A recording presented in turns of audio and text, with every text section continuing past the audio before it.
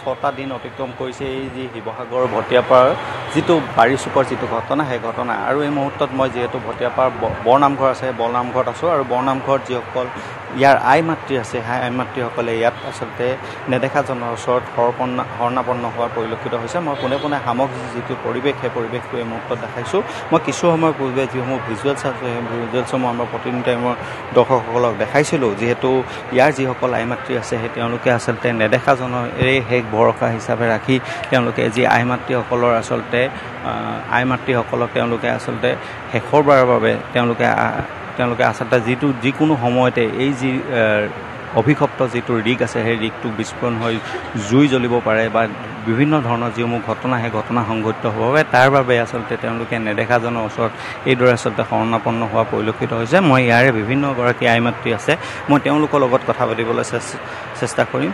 বাইদেউ, দেখা গৈছে আজি 6টা দিন অতিক্ৰম কৰিছে, তাৰপিছত আপোনালোকে দেখা গৈছে আজি নেদেখাজনৰ ওচৰত শৰণাপন্ন হৈছে, কি ক'ব এই মুহূৰ্তত? আমি উপায়হীন হৈছোঁ, কোনো উপায় নাই আমাৰ হাতত। ONGC কৰ্তৃপক্ষই আমাৰ লগত কোনো যোগাযোগ ৰখা নাই। তেওঁলোকে এবাৰলৈ হ'লেও কোৱা নাই যে ভাল হ'ব, আপোনালোকে চিন্তা নকৰিব, এই কথাষাৰ কোৱা নাই।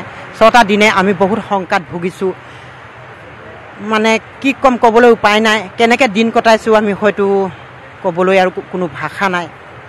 সেয়েহে আমি ভাবিছোঁ যে ভগৱানকে আমি চিন্তা কৰিছোঁ, তেওঁকে সেৱা জনাই তেওঁৱেই কিজানি আমাক ৰক্ষা পেলাব বিপদৰ পৰা। সেয়ে ভাবি আজি আমি সমূহ ভটিয়াপাৰবাসী ৰাইজৰ হৈ আজি আমাৰ বৰনামঘৰত সেৱাভাগ আগবঢ়াইছোঁ।